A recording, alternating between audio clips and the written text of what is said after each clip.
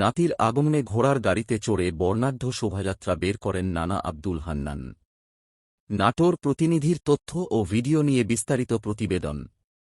১২ বছর পর নাতি হওয়ার আনন্দে নাটোরের সিংড়া উপজেলার শেরকোল ইউনিয়নের জোরমল্লিকা গ্রামে এক ব্যতিক্রমী ও আনন্দঘন পরিবেশের সৃষ্টি হয়েছে। নিজের কোনো পুত্র সন্তান না থাকায় মেয়ের কোল জুড়ে আসা পুত্র সন্তানকে ঘিরেই নানার এই উচ্ছ্বাস।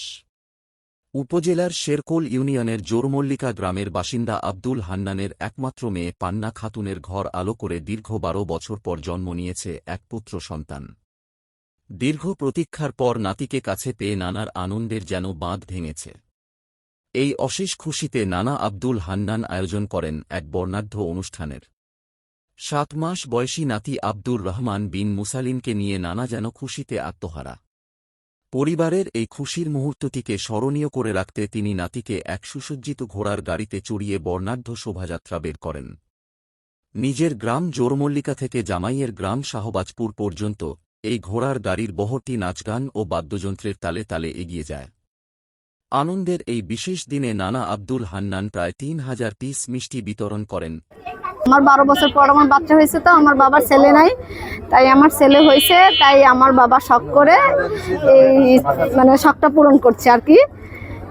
আমার বাবার খুব ইচ্ছে, আপনারা সবাই মিলে আমার বাচ্চার জন্য দোয়া করবেন। তার একটাই মেয়ে, তার কোনো ছেলে সন্তান নাই, তাই জন্য তার খুব একটা আশা ছিল যে তার মেয়ে যদি একটা ছেলে সন্তান হয় তাহলে এই ধুমধাম করে অনুষ্ঠান করবি, এটা একটা মনের আশা ছিল তার।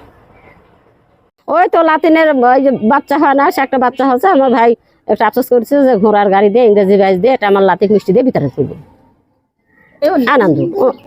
আনন্দ হইল সব।